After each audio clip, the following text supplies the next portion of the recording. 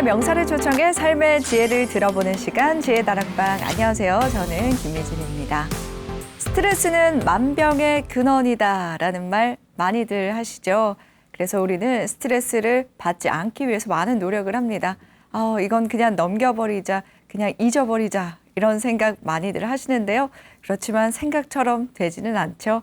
오늘 지혜다락방에서는 스트레스를 잘 관리하는 방법에 대해서 알아볼까 합니다. 양창순 원장님 모시고 이야기 들어보겠습니다. 큰 박수 부탁드립니다. 네, 원장님 안녕하세요. 반갑습니다. 네. 한 주간 잘 지내셨나요? 예, 잘 지냈습니다. 네. 스트레스 없이요. 네. 정말 좋은 것 같습니다. 네, 네. 스트레스 받지 않고 잘 지내는 거. 이 지혜다락방에서 이번이 마지막 강연인데요. 네, 벌써 네. 아쉬운 마음이 듭니다. 예, 글쎄 말입니다. 네. 원래 4주째 마지막 네. 강연, 이 아쉬운 마음 때문에 더 이 강연이 소중하게 느껴지는 게 아닐까 이런 생각이 드는데요. 예, 네, 네. 오늘은 어떤 강연 준비해 주셨나요? 사실 우리가 살아가면서 제일 견디기 어려운 감정이 불안이죠. 네, 그리고 현대인들이 가장 많이 사용하는 단어가 스트레스잖아요. 맞습니다. 어린아이서부터 다 스트레스라는 말을 달고 사는데 그 스트레스를 우리가 어떻게 다스릴 수 있을지 같이 생각하는 시간이었으면 좋겠습니다. 네. 네. 스트레스를 어떻게 다스릴 수 있을지, 이게 스스로가 다스린다고 다스릴 수 있는 문제일까요? 노력해야죠. 네. 많은 노력이 필요한 네, 네. 거겠네요. 오늘 아쉬운 마음이 큰 강연 지금 바로 청해 듣도록 하겠습니다. 큰 박수 부탁드립니다. 정말 현대인들이 가장 많이 사용하는 단어 스트레스죠. 과연 내가 이 스트레스를 잘 극복하고 살 수가 있을까? 내 마음을 그렇게 좀 싱싱하고 건강하게 만들 수 있다면 얼마나 좋을까 하는 생각을 하게 됐습니다. 정말 중요한 사람인지 알아보는 3가지 질문에 대해서 예스라는 답이 나오면은 그분과의 관계에 있어서 그 신경을 쓰지만 아니면 신경 쓸 필요가 없다.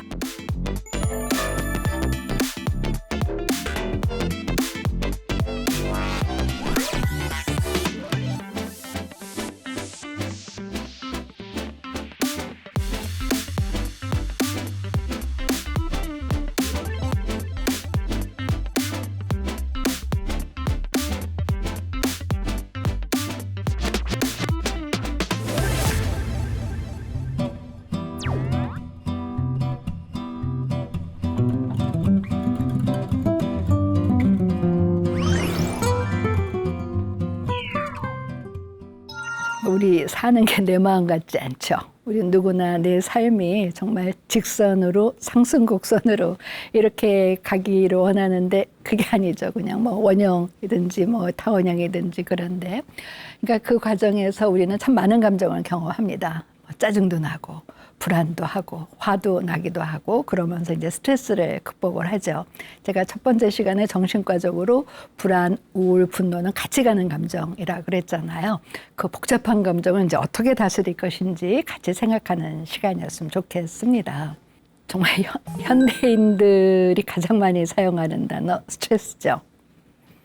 그럼 스트레스라는 건 뭐냐 하면 이 마음의 균형과 조화, 즉 평상심을 잃게 하는 모든 것들이에요. 그러니까 이제 쉽게 말씀드리면 지난번에 이렇게 놀이터에 지나가는데 시소가 있는데 시소가 아무도 타고 있지 않으면은 딱 균형을 이루고 있죠. 근데 누군가 타는 순간에 올라가든지 내려가든지 하잖아요. 그러니까 사실 근데 우리 삶에는 이렇게 시소처럼 균형을 이루고 있는 상태가 없잖아요. 올라가든지 내려가든지, 그 올라가든지 내려가든지 그게 바로 스트레스입니다. 즉 마음의 균형과 조화, 즉 평상심을 잃게 하는 모든 것들이 이제 스트레스라고 할 수가 있는 것이죠. 생각을 해보세요. 우리가 마음의 평화를 유지하기가 얼마나 어렵습니까? 이제 예를 들어서 아침에 일어날 때 아이들을 깨우면은 아이들이 그냥 바로 일어나주면 너무 좋죠. 근데 그냥 한두 번 깨워도 안 되잖아요. 그럼 막 소리 질러야 되고 아침부터 이제 스트레스인 거죠. 그래서 이제 나는 아이들하고 막 이제 뭐 싸움하면 옆에서 이제 배우자가 한마디 하죠. 아침부터 이게 뭐냐고. 그리고 나서 이제 헐레벌떡 그 출근을 하면은 그 출근길에서 이제 복잡한 사람들하고 부딪히면서 스트레스 받고 직장에 가면은 당연히 스트레스 받고 또 퇴근해서 와서 집안 어질러 놓은 거 보면은 또 스트레스고. 그러니까 밤에 잠이 안 오는 것도 스트레스고. 사실은 제가 첫 번 시간에 우리 삶이 다 갈등이라고 말씀드렸는데 어떤 의미에서는 우리 삶은 그냥 스트레스라고 말씀드릴 수가 있어요. 근데 이 스트레스가 이제 커지면은 그 다음에는 마음이 좀 더 불안해지죠. 과연 내가 이 스트레스를 잘 극복하고 살 수가 있을까? 혹시 이것 때문에 내가 혹시 병을 앓는 건 아닌가? 혹시 내가 스트레스를 잘 극복하지 못해서 조직원들이나 내가 직장 내에서 문제를 일으키거나 내 고객들하고 문제를 일으켜서 내가 경제적으로 어려워지면 어떻게 하나? 이게 다 불안인 거잖아요. 그래서 작년에 이제 이 코비드-19가 시작이 됐을 때는 처음에 이제 오시는 분들은 다 내가 혹시 코로나 걸린 게 아닌가 그 불안 때문에 오셨어요. 그러니까 그 조금만 이상해서 가서 이제 검사해서 다 음성으로 나왔는데도 막 불안해서 견딜 수가 없다는 거예요. 그래서 어떤 분은 차라리 이 불안감 때문에 내가 그냥 차라리 죽는 게 낫겠다는 분이 계시고, 그 다음에는 이제 조금 지나니까 이제 경제적인 어려움. 그 다음에 이제 또 무엇 때문에 이제 스트레스를 받으시냐 하면은 이제 뭐 아이들이 학교도 못 가니까 또 재택근무 하니까 이게 가족들이 그냥 그 폭닥폭닥 사니까 이 그동안 이제 숨어 있었던 모든 인간관계 문제가 나오니까 이제 그게 또 스트레스인 거죠. 그러면서 갑자기 막 불안감이 엄습해요. 내가 막 죽을 것 같아요. 그런 것을 우리는 공황장애라 그러잖아요. 근데 요즘에 매스컴에서 이제 뭐 그 매스컴에 종사하시는 분들도 내가 그 공황장애를 앓고 있다고 이제 그 말씀하시는 분들도 많고 주위에서도 참 많잖아요. 그거는 그만큼 뭐냐 하면은 우리가 불안하다는 거잖아요. 불안이라는 건 뭐냐면 스트레스라는 것은 그냥 단순히 평상심을 잃는 건데, 불안이라는 것은 나한테 안 좋은 일이 일어날 것 같은, 내가 뭔가 잘못될 것 같은 두려움, 위협감인 거거든요. 그리고 공황장애는 그게 더 아주 압축이 돼가지고 그 안 좋은 일 때문에 내가 마치 죽을 것 같은 불안감을 느끼는 것이 이제 공황장애인 것이에요. 그러면 한번 이제 그 스트레스가 불안, 공황장애로 가지 않기 위해서는 우리가 조금 스트레스를 잘 다스려야 되는데, 제가 아까 이제 평상심을 잃게 하는 것이 스트레스라고 그랬는데 한번 생각을 해보시죠. 무엇이 나를 평상심을 잃게 하는가? 자, 아침에 내가 학교 가는 게 너무 좋아요. 그리고 직장에 가서도 내가 직장에 출근하는 게 너무 좋아요. 그러면은 사실은 그게 스트레스가 아니죠. 그냥 오랫동안 취직 못했다가 취직하면은 너무 좋잖아요. 그런데 내가 그 직장에 가서 그냥 또 따분한 일상을 해야 되고 누구하고 잔소리 들어야 되고 간섭해야 되고 그러면은 너무 싫잖아요. 나 어떻게 일 안 하고 살 수 있는 방법 없을까? 그렇게 생각하면 이제 직장 가는 게 스트레스인 거죠. 요즘에 많이 호소하시는 증상 중에 하나가 정말 저녁 되면 내일 출근하는 건 너무 싫다. 그러니까 일단 하기 싫다고 하면은 이게 스트레스인 겁니다. 그래서 이제 지난번에 어떤 분이 이제 이분이 실직을 하셨어요. 근데 이제 부인도 같이 맞벌이를 하는데, 그러니까 이제 실직한 데다가 이제 사기도 당하니까 정말 우울해요. 그러니까 사실 배우자가 출근을 했으면은 자기가 이제 집안 청소도 해야 되고 설거지도 해야 되고 그러니까 그게 너무 싫은 거예요. 그래서 맨날 며칠을 그렇게 지내다가 어느 날 이렇게 개수대에 그릇이 쌓였는데 너무 많이 쌓여 있으니까 저것을 한번 내가 설거지를 해야 되겠다. 그러니까 설거지를 하는데 그 그릇이 뽀도독 비누에 씻겨 나가는데 너무너무 기분이 좋고, 그러면서 마치 자기의 마음이 치유되는 느낌을 받았다는 거예요. 그래서 제가 그분하고 그게 설거지 치료법이다 그랬는데, 그래서 이제 가끔 제가 남성들을 대상으로 할 때 이제 이 강의를 하면서 이 사례를 말씀드리면 다들 싫어하세요. 내가 왜 해? 그러니까 내가 왜 해 하면 그게 스트레스지만, 이분처럼 설거지를 하면서 내 감정도 씻어내린다 하면은 그건 스트레스가 아닌 것이죠. 그 다음에 어떤 때 우리가 스트레스를 받느냐 하면, 우리가 예를 들어서 여행을 간다고 하면 여행 가서 내가 여행을 잘 할 수 있을까 걱정하지 않잖아요. 여행 가면 내가 아주 즐겁게 잘하고 올 수 있을 것 같죠. 그러니까 내가 잘할 수 있을 거라고 생각하면은 그건 스트레스가 아니에요. 근데 과연 내가 잘할 수 있을까 생각하면 이제 그게 스트레스가 되는 것이라는 거죠.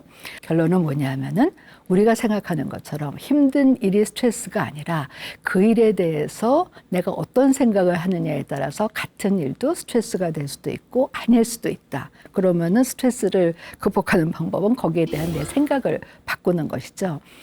아주 재미있는 일화가 예전에 그 총리실에 이제 근무하셨던 분이 자기가 모셨던 이제 총리 분이 어떤 분들이 이제 이게 기록한 책이 있어요. 그래서 제목이 이제 최고의 총리, 최악의 총리인데 그 중에서 제가 아주 흥미롭게 본 부분이 한 분이 이제 내일 대통령한테 이제 보고를 해야 되는데 밤새 그 보고서 내용을 가지고 고민하는 게 아니라 글씨체를 어떤 글씨체를 쓸까? 그다음에 글씨체의 크기를 어떤 글씨체, 어느 정도의 사이즈로 할까? 이걸 갖고 고민하는 총리 얘기가 나오는 거예요. 왜냐하면 그분은 그게 스트레스인 거죠. 내일 이 보고서를 했을 때 대통령이 나한테 어떤 평가를 내리실까? 평가가 두려우니까 이게 스트레스가 쌓이면은 우리가 이제 진행이 안 되는 거예요. 그러면은 우리 몸에서는 어떤 일이 일어나냐 하면은요. 우리가 스트레스 쌓이면은 일단 먹게 되잖아요. 그리고 그것도 단 거, 짠 거 요즘에 단짠이잖아요. 그 이유가 뭐냐 하면은요.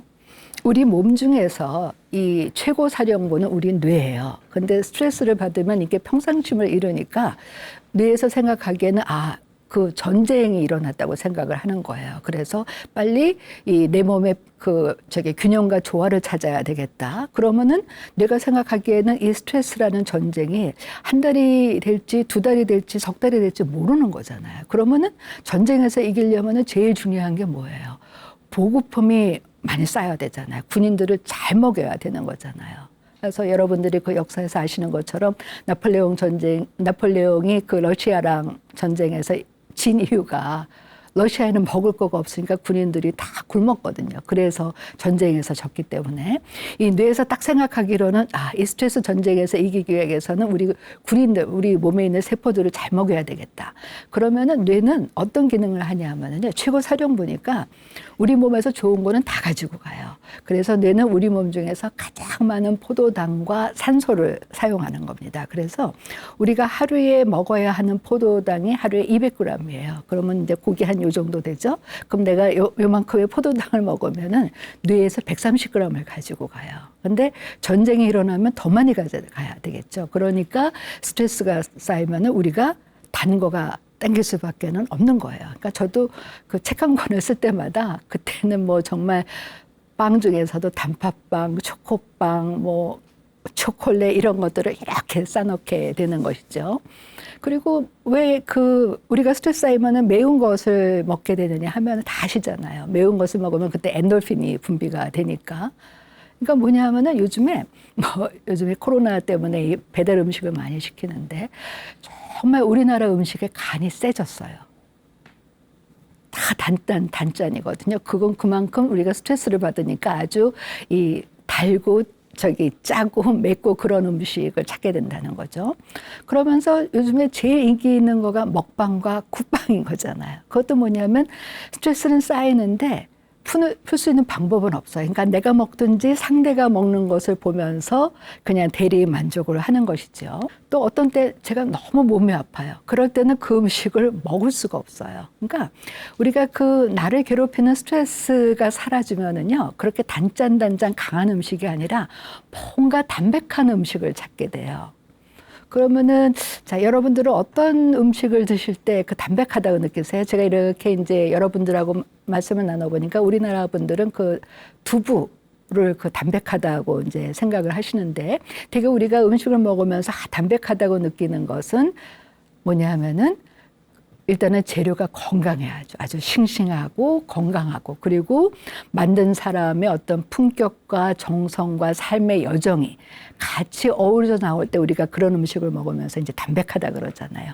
엄마들이 해주는 이제 집밥인 이유가 바로 그런 것이죠. 그래서 제가 그것을 보면서 우리가 스트레스가 쌓였을 때 저처럼 이게 뭐 단팥빵, 초콜릿 이런 거 찾지 않고 그때도 담백한 음식을 먹는 것처럼 우리 일상을 같이 하는 이 삶에서 스트레스가 쌓일 때 우리가 뭔가 내 마음을 그렇게 좀 싱싱하고 건강하게 만들 수 있다면 얼마나 좋을까 하는 생각을 하게 됐습니다. 근데 한자가 참 재미있는 거가요. 이 담백이라는 한자가 참 재미있는 거가 삼수변에 불화자가 2개예요. 그러니까 쉽게 말씀드리면 내 마음속에 타오르는 이 분노, 불안, 우울 그것도 하나가 아니고 2개를 물로 다스리는 것이죠. 근데 우리가 이제 사실 동양에서는 그 물을 지혜로 생각을 하거든요. 우리가 막 열이 나면은 자, 물 마시고 생각해봐. 세수하고 생각해봐. 그래서 물이 지혜를 상징하는데 사실 우리가 스트레스를 극복한다는 것은 무엇이냐면 내 마음속에 쌓여진 그 분노, 불안, 우울을 정말 지혜롭게 다스리는 것이죠. 그러면은 제가 첫 번째 시간에 우리 뇌에 지혜의 뇌가 있다. 좌뇌의 전두엽은 지식을 다루는 뇌인데 우뇌의 전두엽은 지혜를 다루는 부분이고 그리고 그 우뇌의 전두엽, 지혜를 다루는 부분은 쉬운 일을 할 때는 이게 자극을 안 받는데 우리가 살아가면서 경험하는 어려운 일을 겪을 때 이 지혜의 뇌가 활성화가 된다는 말씀을 드렸잖아요. 그래서 우리 주위에서 보면은 정말 삶에서 어려운 일을 겪은 분들이 참 그 지혜로운 분들이 많으신 거가 이 스트레스를 잘 극복하셔서 담백하게 하셔가지고 이 지혜의 뇌가 이제 발달이 되신 분인 거죠.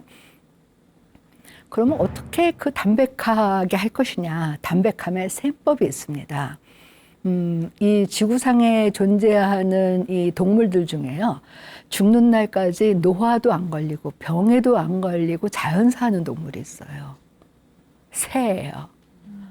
근데 불행히도 새는 노화도 안 걸리고 병에도 안 걸리지만 다 사고사로 죽거나 사람들이 잡아먹죠. 근데 그렇지 않으면 새는요, 죽는 날까지 노화도 안 걸린대요. 병에도 안 걸린대요. 그 이유가 뭐냐면 새들은요, 보시면은 그냥 이렇게 해서 위험하면은 바로 날아가잖아요. 그러니까 저는 어떤 때 이렇게 동물의 왕국 그런 걸 보면 과연 인간이 동물보다 현명할까 하는 생각을 하게 되는데 동물들은 삶의 어려움을 해결하는 방법이 딱 두 가지예요. 적이 나보다 약하면은 싸우죠. 그리고 적이 나보다 강하면은 도망가요. 싸우든지 도망가든지 그 중간에 이 갈등이 없어요. 근데 우리는 맨날 갈등하죠. 그냥 이 직장 때려칠까 말까 매일같이 저랑 무려 20년 동안 상담하면서 매일같이 이 직장 때려칠까요 말까요 다른 데로 갈까요 고민하시는 분이 있어요. 그러니까 스트레스가 더 쌓이는 거잖아요. 그러니까 결국 스트레스를 극복하는 방법은 새처럼 싸울 것이냐 아니면은 내가 도망갈 것이냐 이것만 선택하면 되는 것인데 그게 바로 이진법이에요. 사실 우리가 지금 컴퓨터, 인공지능 우리가 지금 컴퓨터로 세상이 하나인 거잖아요. 이게 할 수 있는 이유가 컴퓨터의 언어는 이진법이에요. 0과 1. 딱 두 개로 되어 있는데 그걸로 모든 것을 표현할 수가 있는 거잖아요. 그런 것처럼 우리가 사실은 삶에서 0이냐 1이냐 이것만 선택해도 되는 것이라는 거죠. 그래서 이 주역은요, 한마디로 말씀드리면은 내가 태어나서 죽는 날까지 경험할 수 있는 모든 사례를, 경험의 수를 64개로 해서 그때 내가 어떻게 대처할 것인지를 알려주는 것이 바로 주역인데 그 64개를 표현하는 게 딱 0과 1이에요. 그래서 이제 양의 괴하고 양은 하나로 되어 있는 거고 음은 나눠져 있는 건데 요 두 개만 가지고 64개의 일어날 수 있는 경우의 수를 다 표현을 하고 그때 내가 어떻게 행동할 것인지를 알려주는 것이 이 주역이기 때문에 사실은 이제 동양의 지혜서라고 할 수가 있는데 그 주역의 괴가 뭔지를 이제 제가 우리나라 태극기를 가지고 이제 설명을 드리는데 사실 우리나라 태극기가 이게 굉장히 철학적인 국기거든요. 이 태극기만 제대로 이해해도 사실은 삶의 문제를 해결할 수 있는 방법이 여기에 있는데 요즘에 이상하게 태극기 하면 이상해졌죠. 근데 가운데 있는 태극, 그때 제가 말씀드렸어요. 양이 가장 극성할 때 음의 오행이 자라나온다. 즉 계절적으로는 이제 하지가 가장 양의 오행이 극성할 때, 가장 양이 많을 때인데 그때 이미 이제 선선한 기운이 드는 것이고 계절적으로 가장 음의 기운이 강할 때가 동지인데 이미 양의 기운이 그때 생겨나기 때문에 내가 지금 여기에서 주는 조언은 뭐냐면은 내가 지금 잘 나간다고 자만하지 말자.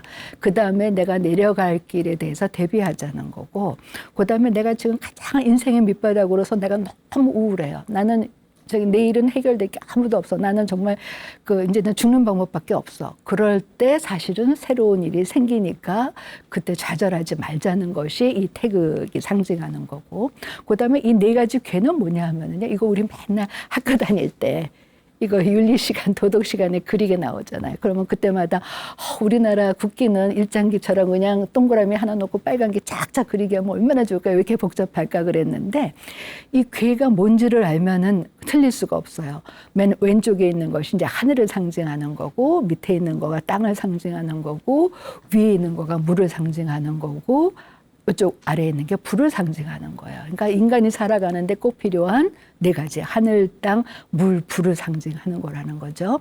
근데 주역의 괴는 어떻게 읽냐면 2층 집이에요. 그래서 그 주역 괴 중에서 우리가 내가 딱 뽑았을 때 제일 좋게 나오는 거가 모든 것이 이루어진다는 기재괴가 있어요. 그건 뭐냐면 2층 집에는 물이 살고 아랫집에는 불이 살아요. 그럼 물은 위에서 아래로 흐르잖아요. 그러니까 물은 2층에 사는 물이라는 형은 아랫집에 사는 동생 물 떨어지지 않았는지 살펴요.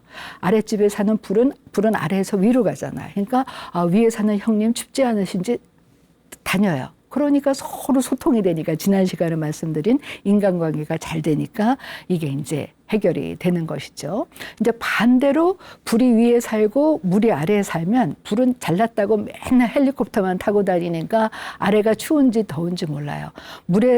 아래에 사는 그 물은 맨날 지하도로만 다니니까 그 지상을 못 봐요. 그럴 때 이제 우리가 흔히 영구미제 사건이라고 되는 것이죠. 그래서 이 주역이라는 것이 단지 0과 1로만 그 우리가 살아가면서 경험할 수 있는 모든 것을 다 표현할 수 있으니까 사실은 우리가 인생에서 싸울 것이냐 회피할 것이냐 이것만 잘 알아도 우리가 경험하는 스트레스를 다 극복할 수 있다는 것이죠.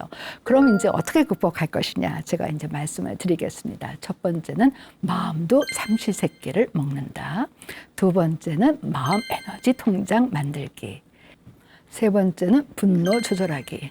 그다음에 네 번째는 1분마다 인생을 바꿀 기회가 온다는 믿음을 갖기. 그래서 하나하나 말씀을 드리겠습니다. 사실요, 요즘 매스컴에 보면은 어떤 음식이 스트레스에 좋다, 뭐 어떤 약이 스트레스에 좋다, 뭐가 스트레스에 좋다, 그거 다 소용없어요. 스트레스를 이기는 방법은 딱 하나입니다. 잘 먹고, 잘 자고, 쉬고, 운동하기. 그런데 문제는 스트레스가 쌓이면은 이게 안 되는 게 문제예요. 그 이유가 뭐냐면은 우리는 스트레스가 쌓이면은 이 마음이 아니라 몸만 잘 먹고 몸만 잘 자고 몸만 쉬고 몸만 운동해야 된다는 것을 생각하는데 사실은 몸과 마음은 하나인 거거든요. 이제 그 원래 동양에서는 몸과 마음이 하나라는 이원론이었고 서양에서는 몸과 마음이 별개라는 이원론이었는데 오히려 흥미로운 거가 현대과학 현대 뇌과학이 발달하면 발달할수록 현대의학이 발달하면 발달할수록 몸과 마음이 하나라는 것이 밝혀졌어요. 그러니까 스트레스가 쌓일 때 몸만 잘 먹는 것이 아니라 마음도 잘 먹어야 되는 것이죠. 근데 우리가 스트레스가 쌓일 때는 이 몸에만 신경 쓰지 마음에는 신경을 안 쓰잖아요. 그래서 맹자님이 뭐라 그러셨냐면 이 사람들은 이 집에서 키우는 닭이나 개가 없어지면은 그것은 찾으려고 애쓰는데 내 마음을 놓치고서는 그것을 찾으려고 하지 않는다. 스트레스가 쌓일수록 이제 내 마음을 찾아야 되겠죠. 그럼 제일 먼저 어떻게 해야 되느냐. 우리가 스트레스가 여기까지 쌓이면 제일 먼저 나타나는 증상이 답답하다는 거잖아요. 다들 답답해하고 어떤 분은 이제 막 화병처럼 이 마음속에 막 뜨거운 불길이 돌아다닌다고 해서 이제 찾아오시는데 그럴 때 제일 좋은 게 뭡니까? 창문을 열어서 환기시키듯이 내 마음도 환기시킬 필요가 있는 거예요. 지금 내 안에 어떤 스트레스가 얼마만큼 있는지 그것을 없애는 방법은 첫 번째는 이제 내 마음을 열어봐서 어떤 영양소가 부족한지 그것을 이제 먹는 것이죠. 그러면 이제 마음에 무엇을 먹냐 하면은 마음은 딱 두 가지만 먹어요. 내가 존재하는 의미, 그다음에 내가 이 일을 하는 의미인 거예요. 우리가 우울증에 걸리면은요, 모든 게 다 무의미해져요. 일도 무의미하고 돈도 무의미해지고 삶도 무의미하니까 그냥 잘못하다가 극단적인 선택을 하는 것이잖아요. 그럼 어떤 때 우리가 그 도전하고 싶은 마음을 갖게 돼요. 이 일을 하는 의미, 내가 존재하는 의미, 내 가족과 나와의 관계 의미를 찾을 때 그 기분 좋게 할 수가 있는 것이잖아요. 그러니까 우리가 그 아침, 점심, 저녁을 몸만 먹는 것이 아니라 마음도 자, 내가 오늘 직장에서 이것을 하는 것의 의미는 뭘까? 내가 저 사람하고 지금 인간관계를 하는 의미는 뭘까? 그 의미를 찾아야 된다는 거죠. 아까 제가 스트레스란 내가 왜 일을 해야 돼? 할 때 스트레스가 되는데 내가 이 일을 하는 의미만 찾으면 그건 스트레스가 아니라 그랬죠. 그리고 두 번째는 희망인 것입니다. 우리는 희망이 없이는 살아갈 수가 없어요. 그러니까 이게 이제 희망을 명리학에서는 이제 모기고행에 비유해요. 근데 모기라는 것은 이제 봄을 상징하는 거잖아요. 그리고 하루 중에서는 이제 아침 새벽을 상징하는 거고, 그다음에 이제 사람의 성장기에서는 어린아이를 상징하는데, 그때는 내가 뭐든지 할 수 있고 모든 것이 호기심이 있고 모든 것이 재밌잖아요. 그러니까 아이들이 어렸을 때는 창의성이 뛰어날 수밖에 없는 게 그 아이들한테는 모든 것이 다 의미 있고 모든 것이 다 재미있어요. 근데 어른이 되면서 삶이 무의미해지는 게 뭐 해봤자 뭐 하겠어. 사과 그거 먹어봤자 그 맛이지 하니까 이게 의미가 없어지니까 우리가 삼시세끼 희망과 의미를 찾자는 것입니다.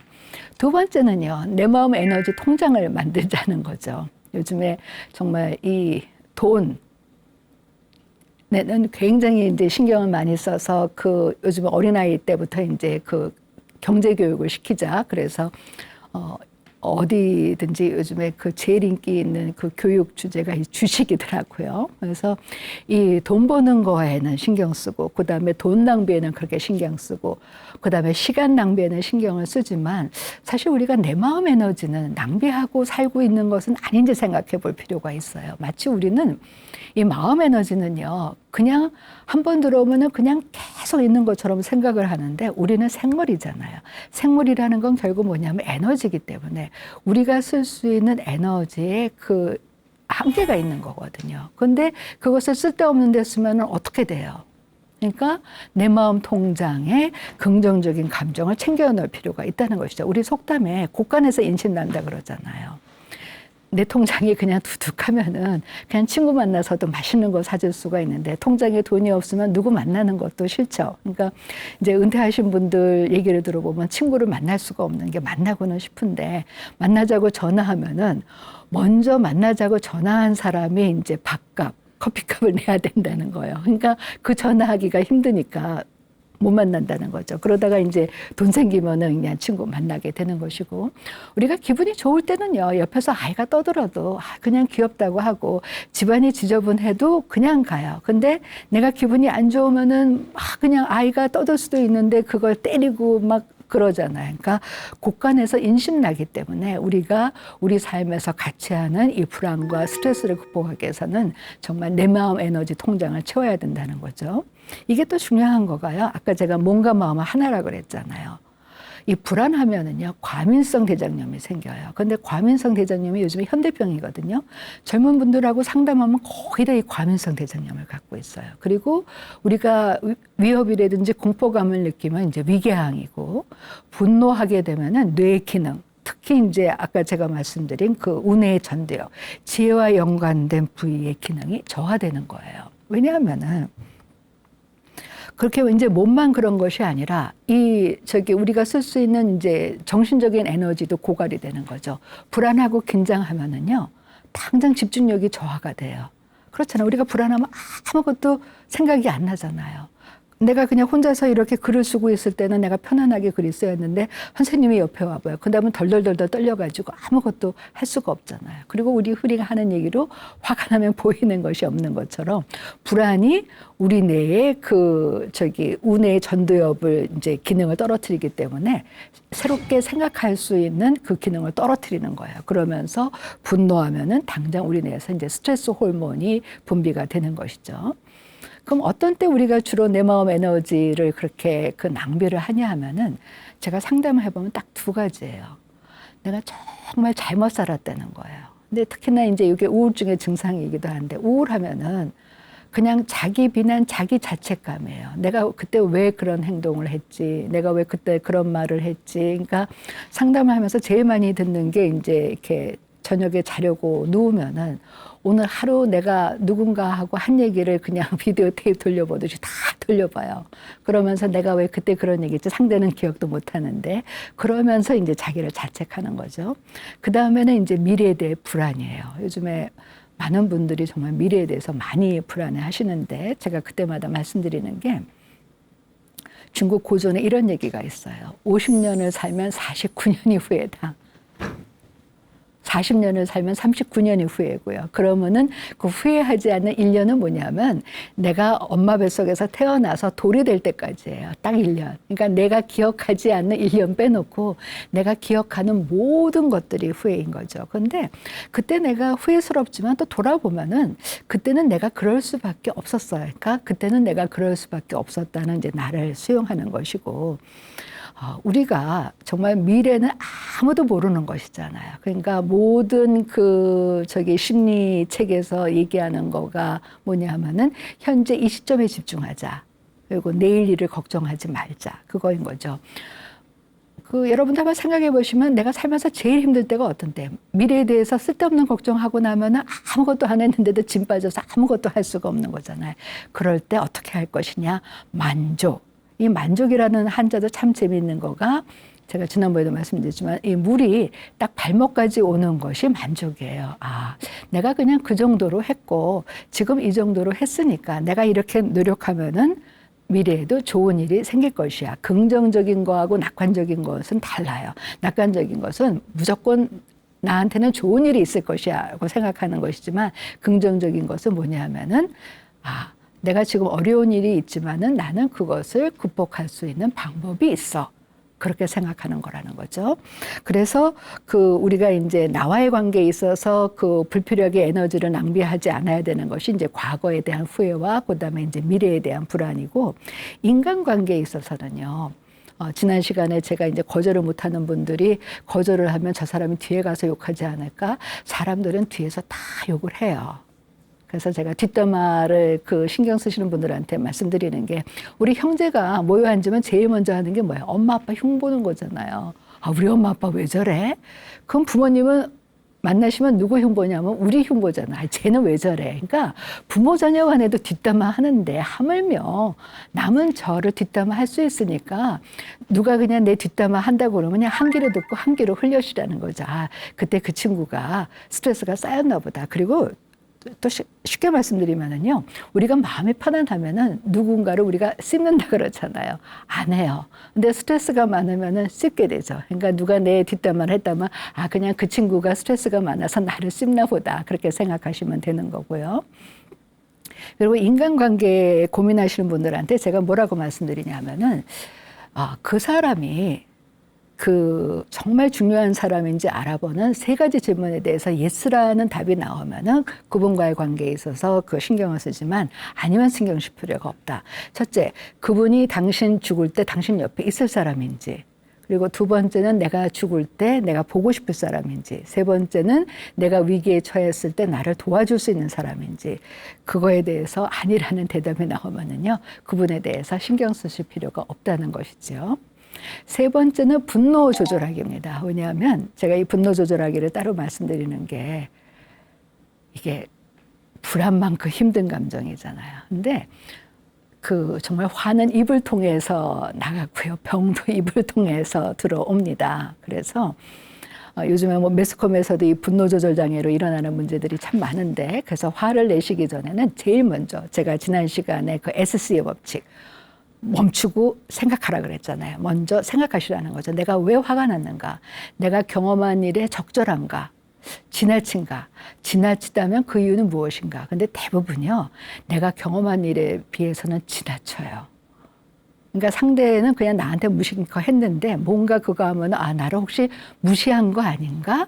그것 때문에 더 화가 나게 되고 내가 출근하면서 내 가족들하고 싸우면은요, 그 분노까지 같이 하게 되는 것이죠. 그래서 분노는 하시기 전에는 꼭 생각하시라는 거죠. 그러고도 분노를 표현하셔야 되겠다면은 분노 표현법이 있습니다. 절대로 상대를 모욕하거나 무시하지 말고 내가 왜 화가 났고 내가 상대한테 무엇을 원하는지만 간결, 명료, 부드럽고 단호하게 말하기. 두 번째는요, 우리가 이 말로 하는 폭력을 굉장히 쉽게 생각하는데요. 차라리 치고받고 싸우는 게 나아요. 신체적인 폭력은 전치 2주, 2년이면 나물지만 언어적인 폭력은 최소한 전치 6년, 60년을 갑니다. 여러분들도 한번 생각을 해보시면은요. 어렸을 때 내 부모한테 들은 이야기, 선생님한테 들은 이야기, 친구한테 들은 얘기가 생각이 나서 아직까지도 용서가 안 되는 거 있잖아요. 그러니까 언어적인 폭력은 정말 해서는 안 되는 거고요. 세 번째가 감정의 부메랑 효과를 기억하실 필요가 있다는 거죠. 내가 상대를 존중하면 상대도 나를 존중하게 돼 있고, 내가 상대를 무시하면 상대도 나를 무시하게 돼 있습니다. 그리고 중요한 것은요, 내가 화를 낸다 하면은 반드시 상대방한테 자기 입장을 이야기할 시간을 주시라는 거죠. 자, 아빠는 네가 이렇게 해서 화가 났고, 네가 이렇게 하기를 바라는데 네 입장에서는 어떠니? 그러면은 사실 사람들은요, 자기 얘기를 들어주기만 해도 이쪽에 대한 분노가 사라져요. 아, 아빠는 그래서 화가 났는데 네 입장에선 그럴 수가 있겠구나. 반드시 자신의 입장을 이야기할 시간을 주시고요. 우리가 이걸 거꾸로 하죠. 긍정적인 감정의 표현은 바로 하시고 크게 하시고, 부정적인 감정의 표현은 천천히 하시고 작게 하시는데, 우리는 칭찬은 절대 안 하죠. 욕만 하잖아요. 이거를 거꾸로 하실 필요가 있고, 분노에 맞은 선은 하루입니다. 이거는 뭐냐면은 하루 이상 화내실 것도 없지만 내가 지금 화를 냈다가는 저 사람을 모욕하거나 무시할 것 같으면은 그것을 다 다스리신 후 23시간 57분 후에 3분만 화를 내시고 잊으시라는 거죠. 근데 제가 살아봐도 그렇고요. 제가 상담을 해봐도 인간관계에 있어서 즉각적으로 반응할 것은 칭찬밖에는 없어요. 그래서 저도 이것을 이제 그 습관으로 하고 있는데, 그 화를 낼 일이 있으면은 꼭 내일 얘기한다. 그리고 이 분노를 잘 다스리는 게 중요한 거가요. 분노를 지나치게 표현하면 심장 질환에 걸릴 확률이 높으세요. 하지만 분노를 지나치게 참으면 암에 걸리시니까 참아서 암이 되잖아요. 적절한 분노 표현법이 중요한 거고, 중요한 것은 그러면은 이제 어떤 분들은 내가 억울해서 왜 나를 참아야 되냐, 저 사람이 나를 화나게 했는데, 그때 말씀드리는 거가 나를, 내 마음속에 그 분노가 있으면 나를 화나게 한 상대방을 태우는 게 아니라 내 마음을 타기 때문에 나를 위해서라는 거죠. 마지막으로 1분마다 인생을 바꿀 기회가 온다. 이게 저 어느 영화에서 나온 그 대사인데 제가 정말 좋아서 그렇습니다. 근데 정말 그러냐? 맞아요.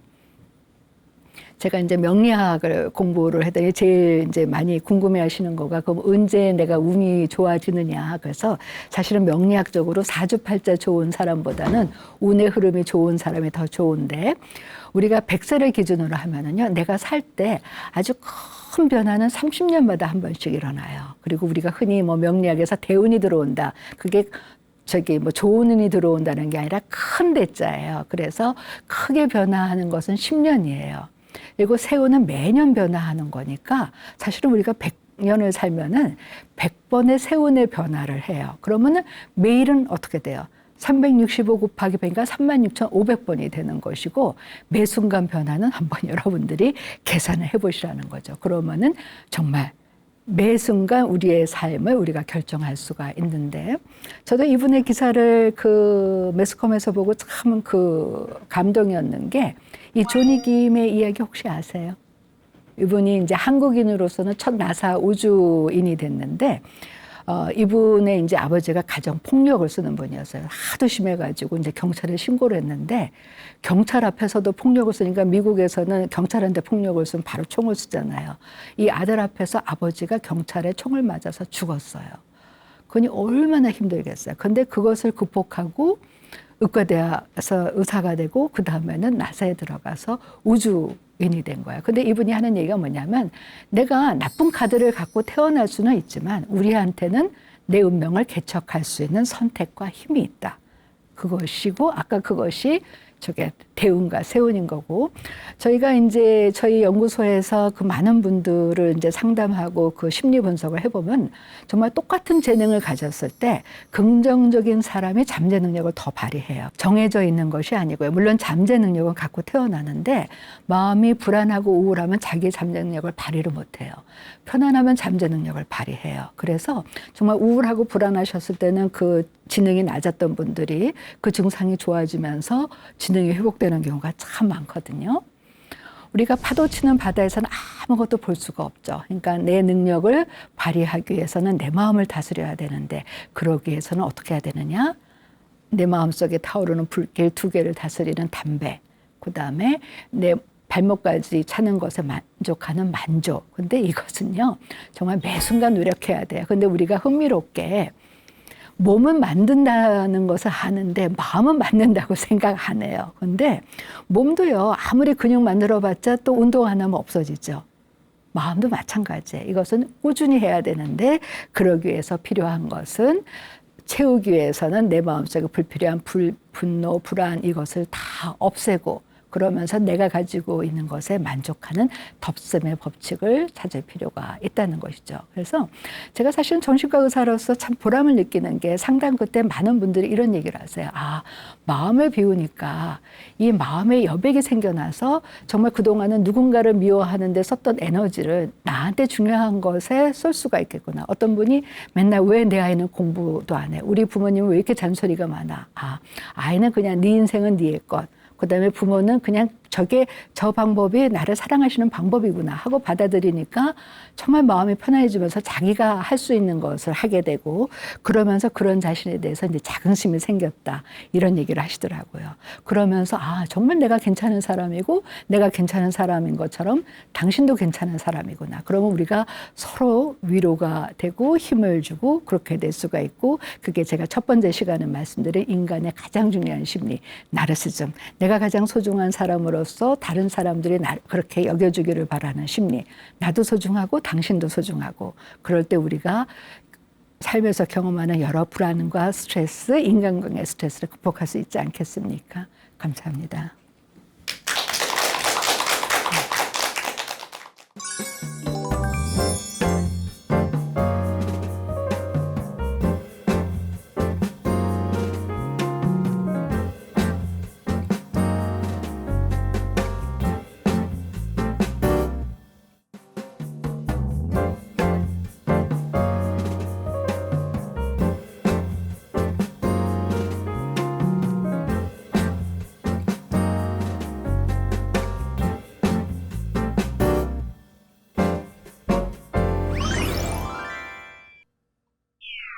네, 오늘 귀한 강연 해주셔서 감사합니다. 고맙습니다. 네, 담백하게 살 수 있는 방법에 대해서 알려주셨는데요. 나 자신을 스스로 괜찮은 사람이라고 여기는 그렇죠. 것, 이것 좀 네. 중요한 것 같습니다. 네, 네. 그런데 또 쉽지도 않은 것 같은 그렇죠. 생각이 드는데요. 네. 주변에서 워낙 칭찬에 박하기 때문에 비난을 듣는 경우도 있고, 그렇죠. 네, 이럴 때 어떻게 나 스스로 괜찮은 사람이라고 여길 수 있을까요? 이러는 거죠. 그냥 누군가 나를 비난할 때, 네. 이제 들어보셔서, 근데 우리가 또 알잖아요. 내 문제점은. 그래서 이제 사실 재밌는 거게 상담을 하면서 이제 심리 분석 결과를 이렇게 드리면은 뭐라 그러시냐면 그동안 다 내 가족이나 친구들이 하던 얘기라는 거죠. 근데 이제 가까운 사람들이 할 때는 무슨 쓸데없는 소리야 하다가 이제 전문가가 얘기해 주니까 이제 받아들이는 거거든요. 그래서 상대가 나를 비난할 때 그것이 일리 있으면 거기에 따라서 나를 고치는 거고 내가 봐도 이건 정말 터무니없는 비난인 거는 그냥 그 사람의 문제인 걸로 그냥 하면 되는 거죠. 뭐. 네. 그것도 이진법입니다. 네. 가볍게 받아들일 가볍게 필요가 받아들일 있겠군요. 필요가 있죠. 네. 네, 4주 동안 지혜 다락방에서 귀한 강연을 해주셨는데요. 저희 시청자 여러분들께 혹시 마지막으로 당부하고 싶은 말씀 있으실까요? 네, 요즘에 이제 의학도 다 이제 병이 난 다음에 치료하는 것이 아니라 병이 낫기 전에 예방하자는 예방의학인데 사실은 정신의학도 마찬가지예요. 우리가 이제 몸의 건강도 예방의학이 중요하지만 이 마음의 건강도 예방의학이 중요하고 인간관계에 있어서도 예방의학이 중요한 것이죠. 그래서 사람들이 얼마나 그 스스로가 그 소중한 사람으로서 인정받고 싶어 하는지 그것만 잘 하셔도요. 내 마음도 건강하게 만들 수 있고 인간관계도 건강하게 만들 수 있을 것 같습니다. 네. 오늘 지혜 다락방 양창순 원장님과 함께한 강연은 여기서 마무리하도록 하겠습니다. 의연하고 담백한 삶 살아가시길 바라겠습니다. 함께해 주신 여러분 고맙습니다.